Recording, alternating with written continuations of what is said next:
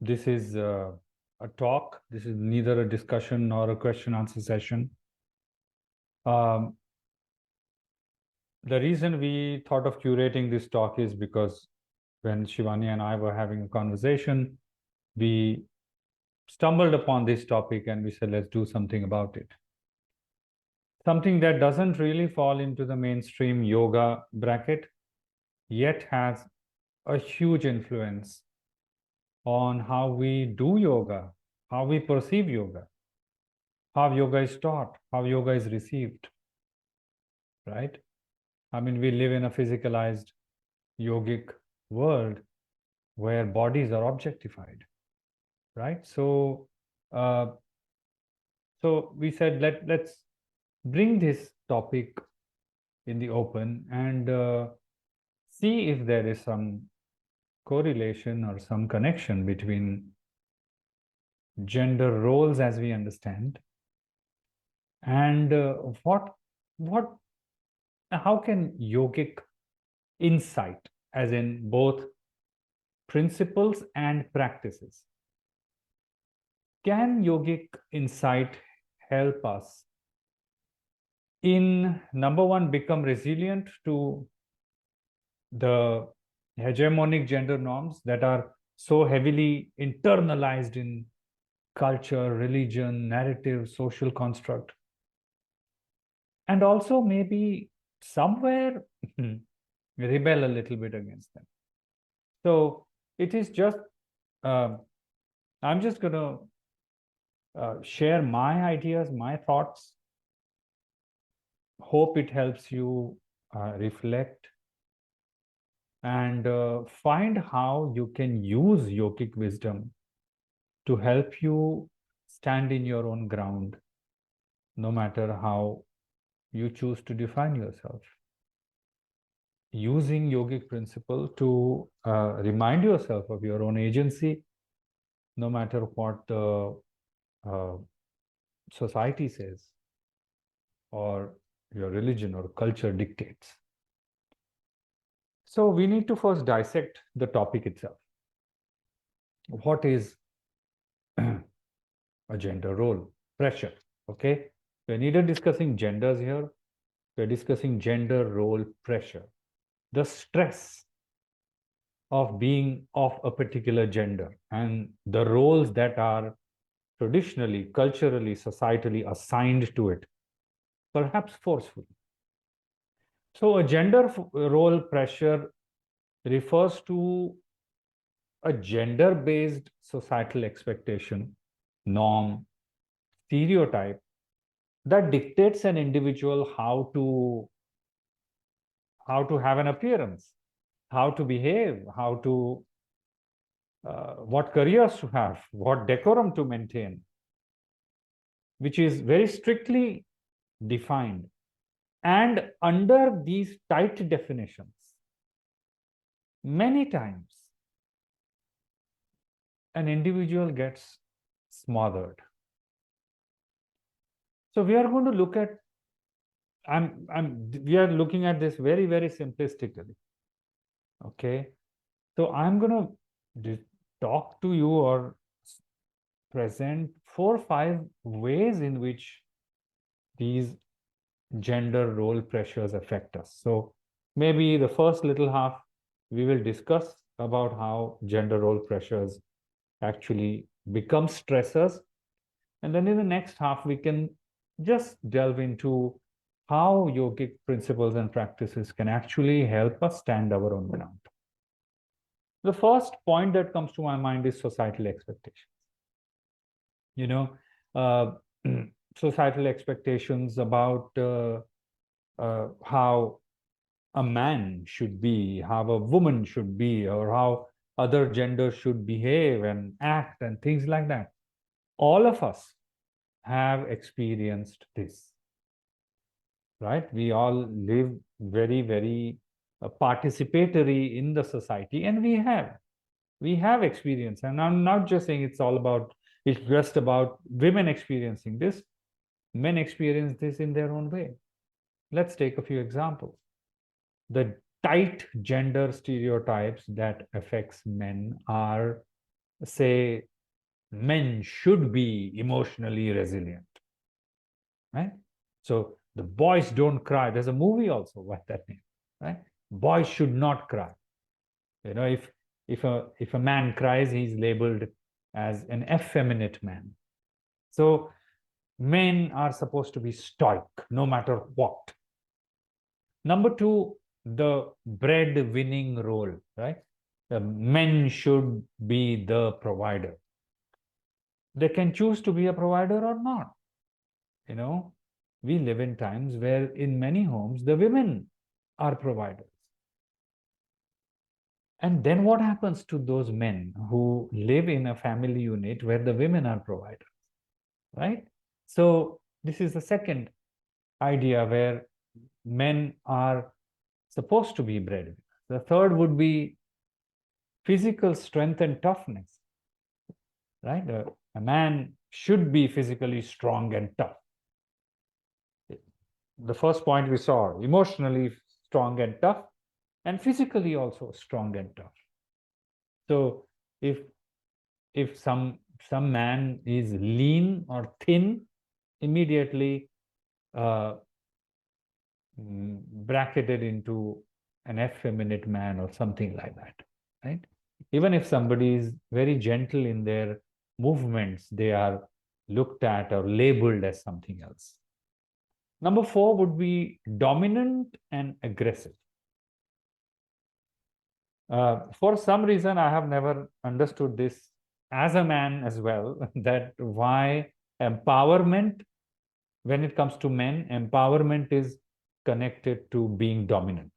Where domination has nothing to do with empowerment. Empowerment can be quiet, humble as well. But when it comes to men, the gender role of a man, men are supposed to be aggressive. You know, why didn't you beat him up? Why didn't you say something? Especially in the times that we live in, when everybody's mental health issues are going off the radar, these gender roles are very heavy for everybody to bear. The fifth and the last that comes to my mind is limited avenues of expression or limited expressions of affection, right? Most of those who've grown up in India or even in other cultures know that as children you come back home and there's this stoic father sitting there. You know, he'll just look at you and acknowledge you, that's it. But you can go and hug the mom, but with the dad you are a little timid and, you know, very choose less words and things like that. And even if the father feels something, the father goes through the mother to communicate to the children. So, you know, because not that they cannot express or they shouldn't express or they don't know how to express, but they are not allowed. That's why you see how men get drunk and dance. But when they are just asked to dance when they are sober, they can't, right? Because they will perhaps dance like they are robots or something like that. So the idea that I'm saying is these ideas, these strong gender roles are, we have internalized it ourselves as well. And we need to question them. Now let's come to the women, the feminine norms. Number one, emphasis on appearance. Huge emphasis on appearance. Like the way media scrutinizes an aging actress itself tells you how much stereotype of how a woman should look is so strong in our culture. Oh, look, she has a wrinkle. You know, it becomes a whole topic of discussion. This is objectification, and I'm sure every woman and every man knows this, has experienced this, and understands this, feels this, not even understand, feels this. Number two, the woman being the primary caregiver has a role which directly affect the career choices. And I have statistics to prove that, but for now, you know,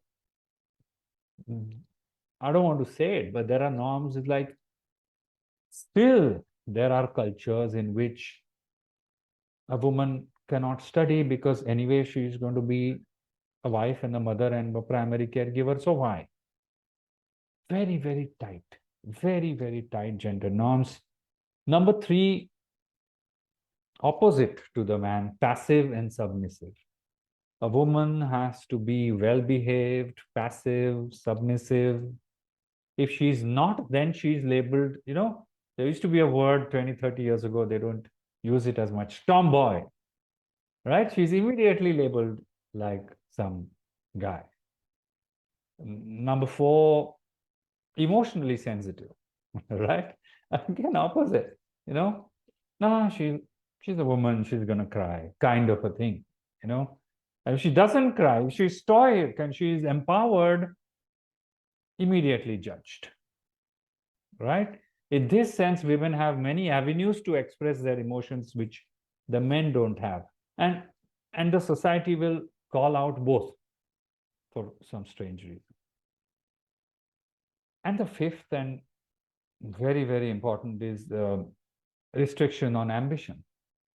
Again, woman primarily is assigned the role of the homemaker, and that itself means more than half of career choices are not open for that woman, right? So now, again, uh, transgenders, transgenders are either have to be one of the binaries, they cannot own themselves. Even, yes, there's a good amount of awareness now about different genders. Still, in most societies, those who don't identify with both the genders have to comply to some or other genders. If you are from one of the binaries, the other becomes a stress. If this binary, then the other becomes a stress. The whole idea that we are trying to dissect here is this is a serious issue. Gender role pressures gets so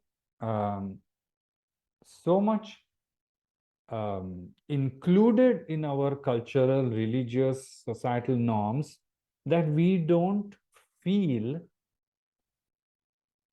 think that it is a real issue. And that's why I use the word internalized. It is so finely internalized that it has become a part of our psyche. And people voluntarily get smothered because to stay under the social norms or gender norms. The second part is these were the societal expectations. Now let's talk about how it actually affects people, right? What happens is when somebody cannot meet these norms, what happens? You feel not everybody can rebel, right? Though there are many examples of rebels, not only in contemporary society, but also in yogic history and yogic mythology. There are many examples, but not everybody can rebel.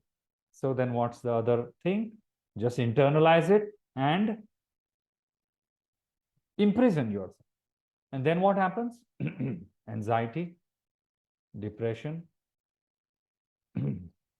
tremendously compromised self-esteem, uh, disassociation from what you do. Like imagine as a man, if you wanted to be a dancer, but now you are an engineer, you never liked going to work, right? So when a person is not able to become resilient to gender norms or agitate against the gender norms. They just have to be quiet and suffer. And this is, of course, not a healthy thing. For example, there are more men committing suicide, but this is something called as a gender paradox. Okay, there are we have more women diagnosed with depression, but more men committing suicide. This is there have been many studies about them. Men who have high psychological distress tended towards suicide. Okay, there are many studies. One that I was looking at is a study carried out in a university in Ohio, and there is a very strong correlation. And the paradox is more women admitted to being depressed, but more men committed suicide. So you see what is happening here. In one set of gender, expression is allowed. In the other set of gender, expression is not allowed, and therefore some action they thought had to be taken. Of course, there are many other reasons too, but still, like I said, when you can't express what you feel smothered, and then you have to get that out somehow. Imagine the amount of stress that one must be living. Secondly, limitation on personal growth, from the point of view of the women, there is something called as STEM, STEM. STEM means science, technology, engineering, and manufacturing. There are only 29.2% women in the STEM workforce, while women made up around 50%, 49.3% of total employment in non-STEM sectors. Think about it. There is no direct correlation, but you see, in a labor force, 50% is happening in non-STEM sectors. But in the STEM sector, science, technology, engineering, manufacturing sectors, only 29.3. Why? Because of tight gender norms. And this is latest survey, okay? This is from 2023. So I'm just giving you, because why am I telling you all this? Is because of this whole internalization point of view. It has become such a deep aspect of our lives that we may not even notice, right?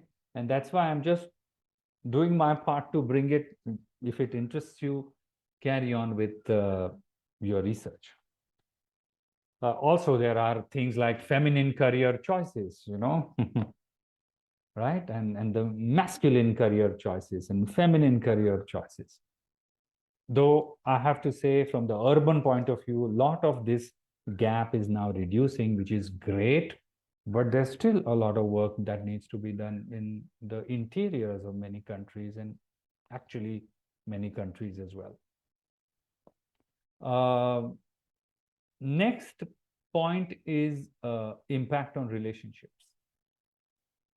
This is something that happens inside homes, right? Like leading to a lot of misunderstanding, a lot of conflict, especially something that we see a lot in domestic violence, as in unequal power dynamics, because one is naturally assigned to be the aggressive, so the other has to be submissive, right?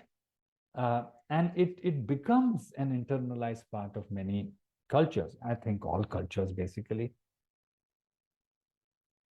men should be more outspoken, right? Women should not speak over men.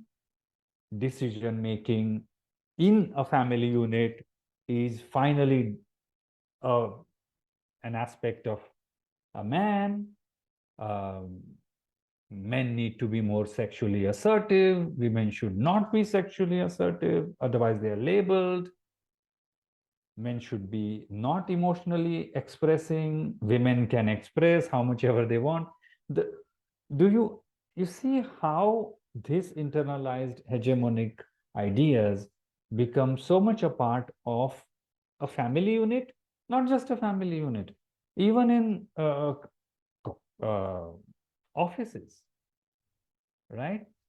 The people, some people will, like many women's groups, will go to some man, and then that man will go and talk to some other person up at a higher authority.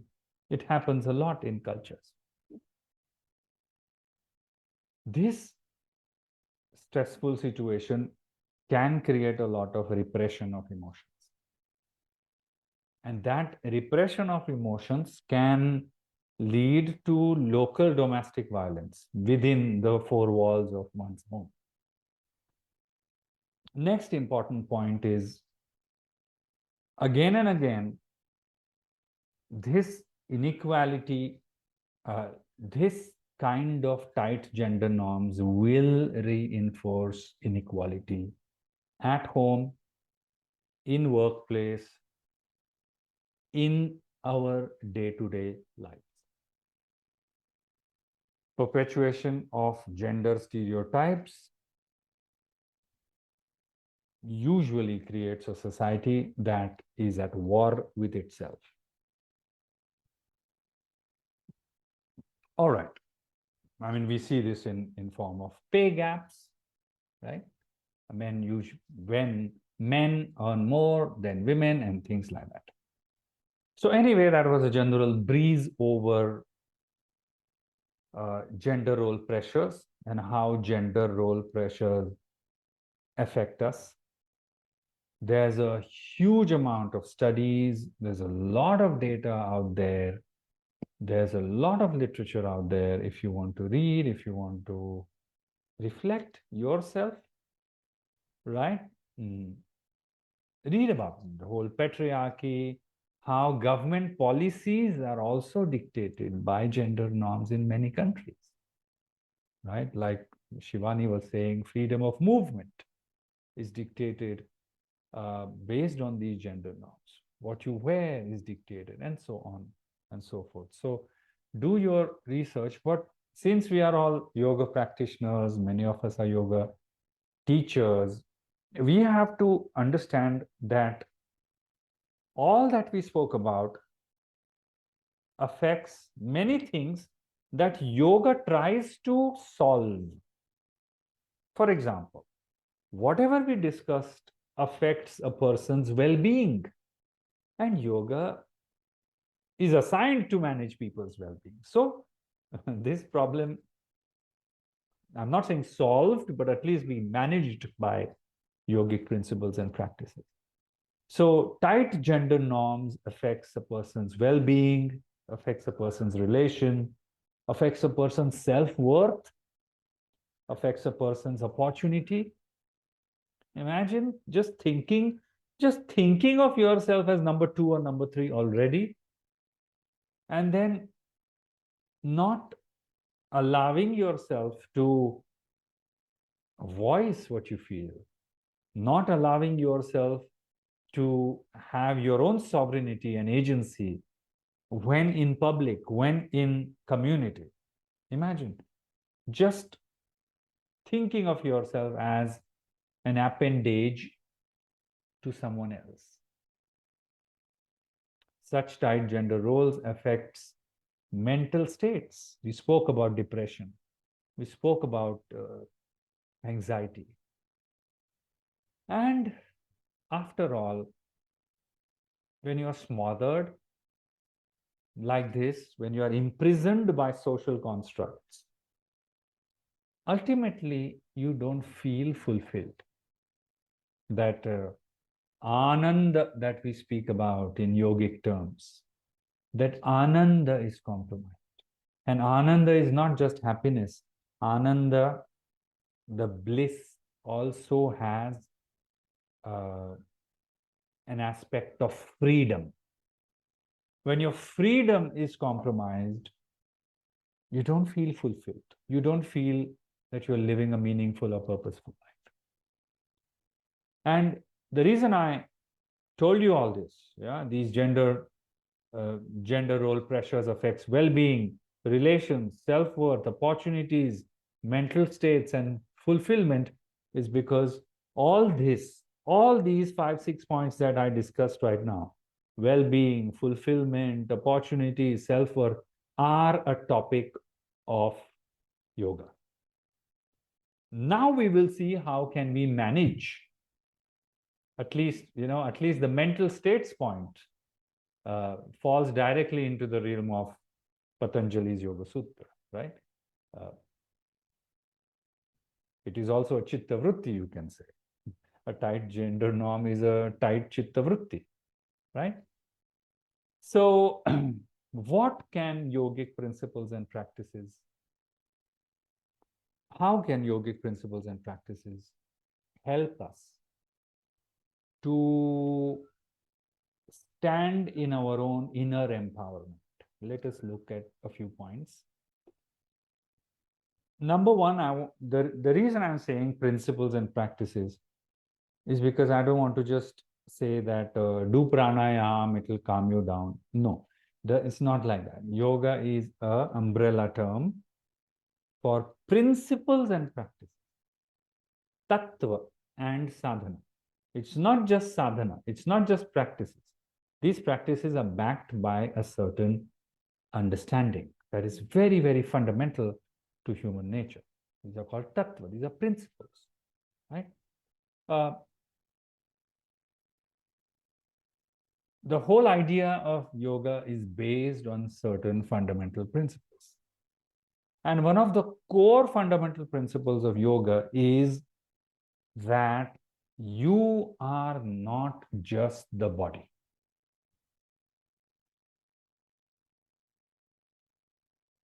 You or we, us, are not just the body. Body is just one aspect of your personhood. The reason I want all of us to really, really understand this idea is because all that we have spoken about gendering, gender norms, gender role pressures, most of it happens at the level of the physicality, at the level of the physical body. Like we spoke about appearance. A woman should look like this, a man should look like this, and things like that. The whole objectification point of view comes under the fold of this principle. Yoga wants us to know that yes, we have a body, but we are not the body. We are more than the body. There is more to us than the body. There are lines and lines in the Bhagavad Gita, chapter number 2, which reinforces this point. Na hanyate hanyamane sharire talks about Bhagavad Gita, says Bhagavad Gita. It is the Atma, the something that is more than the body, is something that stays constant. Body will come and go. This is in no way to say that body is not important. But one of the core principles of yoga is to tell us again and again, remind us again and again that yes, we have this physical empirical reality, but it is just one of the many aspects of our personality. The whole model of Panchakosha, right? The physical body, Annamaya Kosha, is not the whole of the person. There are levels of personalities, and together all those personalities create a person. And the more we understand this idea, the more we become anchored in this fundamental premise that I have a body, but I am not only the body. And when you keep reminding yourself of that, we will be able to be resilient to the societal judgments about our body, about our looks. You understand what I'm saying? There's a lot of gender dysmorphia, unspoken, unrecognized gender dysmorphia, even in the yoga industry. Because the yoga industry itself has become so physicalized that the stereotype of a ideal yoga teacher is always very specific. Oh, I don't know how many, but I have heard this. Oh, you look like a fitness trainer. You don't look like a yoga teacher. I'm sure many of us have heard this. This is also a gender, it's a very, very strong gender stereotype. Or sometimes people used to ask me, they have given up on me, I think. Oh, why you became yoga teacher? Why not something else? Didn't you get something else to do? Didn't you have something else to do? Things like that. So the more we understand the nature of our physicality, the embodied self, the more we become resilient to people's perceptions of that physical self. And this is a very, very fundamental point, right? So body is just one dimension. Number one, body is just one dimension. Number two, that one dimension, that is body, is transient. Okay, it's not that body is the true self. No. Body is just one dimension. I'm not a one-dimensional being. I'm a multi-dimensional being. And body is just one dimension. And that too, a dimension that is transitory. You will have gray hair. You will have wrinkles. You will age. You know, the whole idea that you should not ask woman her age. Why she doesn't age? You know, we all age. At the level of the body, we are all transient. The more you recognize this, the more you become comfortable in your body. Of course, I'm in my 40s. I'm not going to look like my 20s. That's okay. I will do whatever it takes to maintain optimal well-being. That's it. I'm giving you this mantra. Maintain optimal well-being. That's it. You know, as you age, your benchmarks also become more about moderation and balance rather than doing something spectacular. So for me, this is a very, very fundamental teaching of yoga at the level of body. Number one, we have a body, but we are not the body. The more you recognize this, you start looking at your body as a, I usually give this example, as a gift box, not the gift. A gift box, right? When you give a gift, that box is important, but the gift is not the box. And the box is not the gift. So this is a very important principle, tattva, that we need to recognize. And the more we recognize the unidimensionality of our physical self and the transitory nature of that physical self, we are okay with it. We are like, of course, you know, because as you start aging, the diseases that you don't want will start appearing. You know, oh, my knees hurt. Oh, of course, I'm in my 50s. You know, things like that, right? Or biological processes, like menopause, graying, wrinkles, fat deposition. All that is going to happen. I'm not saying we should not take care of our body, but we should also factor in that at the physical level, I'm going to age. People expect me to be young, healthy, in my 20s all the time.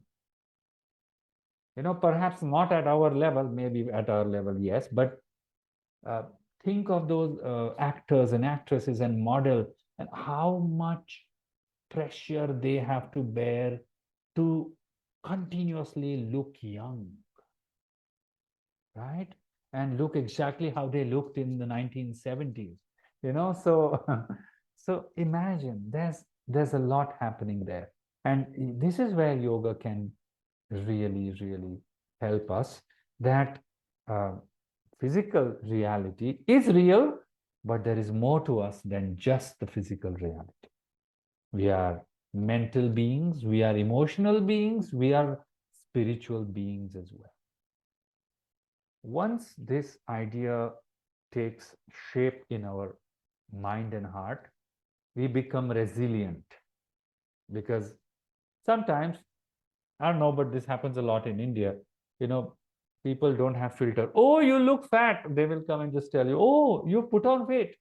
So, oh, you look old now. And that time, it hurts. Of course, we are physical beings, so it hurts. And that is the time you have to remind yourself of chapter number 2, Bhagavad Gita. Well, number 2, second point. uh, from the practice point of view, okay, the first point was from the principles point of view, the tattvas. From the practice point of view, from the point of view of sadhana, all the sadhanas or majority of sadhanas that we do in the modern times as yoga are about mind body awareness and wellness. You do asana, you do pranayama, you do dhyana, yoga nidra, whatever you may do. Rooting yourself in your sadhana gives you a certain awareness about who and how you are at the level of the body, at the level of the mind. The self-acceptance part increases if you're doing your yoga practice mindfully. I'm saying it again. The self-acceptance part strengthens if you do your yoga practices mindfully, right? If you do your asana based on what your capability is, based on what your body structure is, you win back the agency. You become self-empowered in how you are, not what others want you to be. This is a very, very important point. Like somebody may be doing a handstand next to me in the class, and the teacher says, 5 minutes, do your own practice. Somebody else is doing a handstand, and I'm like, I've never done a handstand. I don't know if I'm capable, but I'll just stick to my routine for now. Fair enough. That doesn't make you inferior. That actually makes you empowered. So the mind-body practices that yoga promotes are only for us to become more accepting of how we are at the level of the body and at the level of the mind. Now, this acceptance will help us a lot stand up against unnecessary gender norms. Because think about it. The more you, the less you listen to yourself, the more you will listen to others. You get this correlation?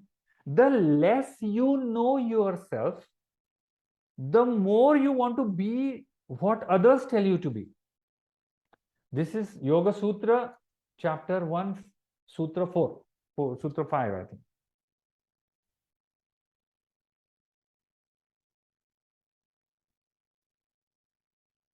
Vritti sarupyam itaratra.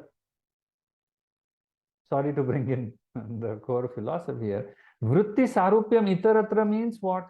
When you are not anchored in your true self, forget true self. When you don't have clarity about your own self, you want to be like everyone else. Your mother says, look at the neighbor's child, be like her. Okay, I will be like her. Then you just mold yourself according to someone else. And if you're into trends, every month you mold yourself into something else. And what happens with living such a life is ultimately you don't even recognize who you were, because you were just trying to clone others into you. You were just trying to model yourself based on this and that. Tada drushtu swarupe avasthan. Then you realize the self. Otherwise, vritti sarupyam itaratra. Otherwise, you will become anything and everything the society wants you to be. And this is the beauty of mindful practice. The beauty of mindful practice is it anchors you in firm cognition of how you are in the now. I'm saying it again. Mindful practice anchors you into firm acceptance of how you are in the now. Today I sat for meditation, my mind was all over the place. Well, tomorrow is another day. That's it. You see how empowered this is? You will not beat yourself up for how the state of your mind was for the next 5 days. Oh, last night I just slept for 3 hours. My muscles are very inflexible today. I will just be compassionate with myself in my asana practice today. This is such an empowering, self-accepting way to practice. Then let all the others in your class do parkour. You will do your sun salutation. Doesn't matter. Why? Because let them do what they are ready for. I will do what I need to do today. This is the beauty of mindful yoga sadhana. Okay, so remember, this was our second point. The first point was the transitory nature of our physical self. The second point was mindful mind-body practices anchor us more in our self-clarity. And how will this help us? Remember, I also told you, the more you know yourself, the less dependent you are on other people's opinion of you. And the converse is true. If you find yourself to be more dependent on other people's version of you, or if you find yourself constantly seeking validation and assertion from external people, external agencies, then you need to ask, why is it for every decision I go to someone, why is it for even to buy some clothes, I have to take 3 people along with me, right? Point number 3, with acceptance, right? In point number 2, we spoke about acceptance. And with acceptance comes compassion. Don't forget that. With acceptance, natural self-compassion will come. And self-compassion doesn't mean mercy, okay? It's not like, I'm like this only. No. Self-compassion is being empathetic to yourself as you are in the now. Like I told you, let everyone else be wherever they are. I'm happy for them, but I'm here right now, and this is my journey right now. This is the beauty of generating self-acceptance and self-clarity. And this is why I completely agree when sometimes nowadays people call yoga as a path of self-love. And I totally agree with that. I'm completely on board with this narrative that yoga is a path of self-love. And you know what? I have scriptural basis for that. Because in Bhagavad Gita, Krishna asks us to be our own friend first. And Krishna says, if you're not your own friend, you become your own enemy. Simple. Lift yourself by yourself. If you grow with your own help, you become your own friend. Otherwise, you become your own enemy. Such a beautiful, empowering line from Bhagavad Gita. This is chapter number 6, if I'm not mistaken, shloka number 5. And this is why I'm again and again coming to this point. If you know yourself, whatever, and know doesn't mean that everything is good with me. If you know your good and bad, if you know your strength and weakness, if you know your capabilities and your limitations, that is a beautiful, honest, sincere way of self-recognition. And I believe that through yoga practice, through mindful yoga practice and study of yogic principles, one naturally becomes self-compassionate. One naturally becomes self-empowered, number one, and number two, naturally becomes self-compassionate. Point number 4. Point number 4 is, you know, every time I teach a course on yoga history, I mention this point. Yoga has always been a contemplative tradition. Yoga has always been, historically, a contemplative tradition, not a dogmatic tradition. Please understand, if you read the Upanishads, the students go to the Guru and the Guru makes them contemplate. The Guru doesn't say, take this, go. No. So if you read the Upanishads, which are core texts of yoga, even in Bhagavad Gita for that matter, it's a dialogue, it's a samvad. It's a dialogue between Arjuna, Krishna. Many times Arjuna seems to be confused and Krishna is gentle with him, back and forth, back and forth. Arjuna is thinking. There's one Upanishad, Prashna Upanishad. In that Upanishad, the 6 students go to the Guru and Guru says, now you come to me after 1 year, first do some work here and there. You know, and then it is called Prashna Upanishad because it's called Upanishad of questions. To understand, yoga is a contemplative tradition. We are not just dogmatically accepting whatever somebody says. In yogic studentship, you have the right to reflect. It is called vichara. Vichara. So yoga is a tradition of vichara. Yoga comes from a culture of reflection, of contemplation, of thinking. That's why it's a knowledge system. It's not just a dogmatic list of things we should do. No. You reflect. You see what is good for you. You take it. Others you reject. You move on. That is the beauty of yoga. It's called the Vichara tradition. Atma Vichara. Self-reflection. Why am I saying this is because generally the aspect of self-reflection is not much emphasized in modern yogic understanding. But this self-reflection is the core teaching of yoga. In our context today, the more you reflect, the more you critically analyze, the more you refine your understanding, the less you will be at the helm of tight gender norms. If you choose to rebel, you will have your own logical premise for the rebellion. It will not be a rebellion for rebellion's sake. You will have somebody asks you, why? You'll be like, 1, 2, 3, 4. These are my 4 points. You'll be open to dialogue. You'll be open to discussion. You will be open to debate.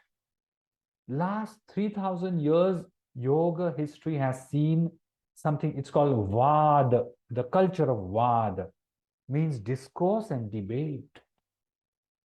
You don't just blindly accept things. So please understand, yoga is firmly rooted in a contemplative culture. And for vichara to happen, for contemplation, for reflection to happen, one needs something called as viveka. Viveka means discernment. What means discernment? Discernment means look at both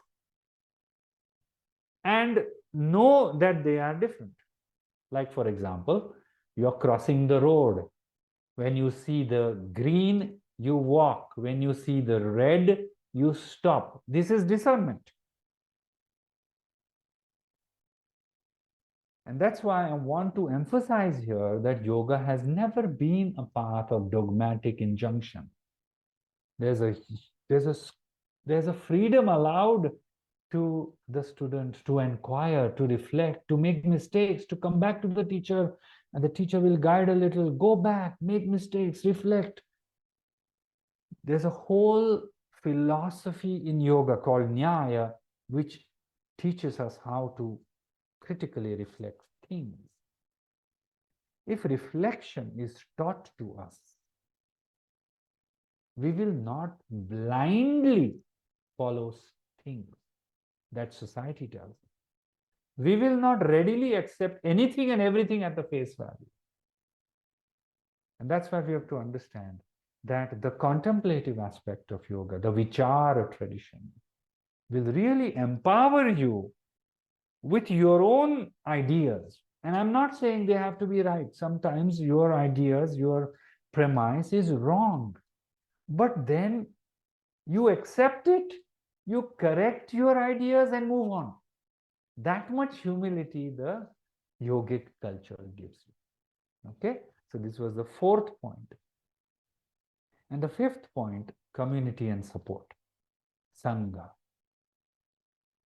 As spiritual people, may not be in the earlier phase of spiritual life, but as you walk on the spiritual path, you realize that it's a lonely path. You have to do everything yourself. But you can do it with others. That's why I always tell this to students, that yoga is a path on which you walk with your own 2 feet, but you can walk together with other feet. Walk with your own legs, but walk together hand in hand with other people. And this is not now, okay? Community is a popular term now, but it has always been an aspect. It's called Sangha or Sampradaya. When people come under a certain umbrella of association or community with shared beliefs, shared values, they stick together. And this sticking together really, really helps you, empowers you, right? So an important aspect of yoga would also be choosing your company. Who you associate with. You know the whole phrase of one rotten mango spoils the whole mango case or whatever, right? So find your tribe, as they say nowadays, right? If you feel you need to rebel against patriarchy, if you feel you need to accept something, if you feel you need more clarification about understanding how you can become resilient to social norms or whatever, go find people. You are not the only one. There are others like you. Find your people. Be with them. Feel purposeful. Feel belonged. This is something yoga encourages. This is what happened in the past when the student went to the Guru's ashram. When you went to Guru's ashram, there was an entire system that took care of you. There was a teacher, there were assistant teachers, you had your colleagues, there were colleagues at different levels. Somebody was senior, somebody was junior. You all worked together. That's why it's called ashrama. Shrama means effort. You all put in effort towards a certain cause, a certain ideal. So these are the 5 simple points that I want to state here in context of how to inquire, how to strengthen yourself against the internalized gender norms that are so strongly ingrained in our culture, our religion, our society, and our popular narrative. Once again, just quickly reminding us, the first point was the yogic principle, that you're not just the body, and also the body is transient. The second one was also, I gave the example of Panchakosha. The second one was practicing yogic practices mindfully makes us empowered and accepting to ourselves. Third one was, with acceptance comes self-compassion. And the more you have self-compassion and self-acceptance, the more you become clear. The clearer you are about yourself, the lesser you will be at the helm of what others think of you. The fourth point was vichara, thinking for yourself, having your own opinion and expressing it without fear. The whole culture of vichara. And the fifth point is the sangha, the group, your tribe, which shares the same value, the same principles, the same joy, so that you feel belonged, you don't feel abandoned by the world, especially the times that we are living in. So many people feel alone, lonely, abandoned. So find your tribe. And I'm sure there are lots of people around that would love to work with you, to be with you, to just have a dialogue and grow together. Okay, so I hope that's it really. I don't have much to say. Like I said, this is not a topic of discussion, but this is a topic of inquiry. This is a topic of going back, doing your homework, understanding how my religion has dictated things to me, how my society, my parents have dictated things to me, how my own ideas have dictated things to me, and basically understanding the limitation and then breaking free from those limitations. That would be the real chitta vritti nirodha in our practical social science. Okay, with that, I will end for now.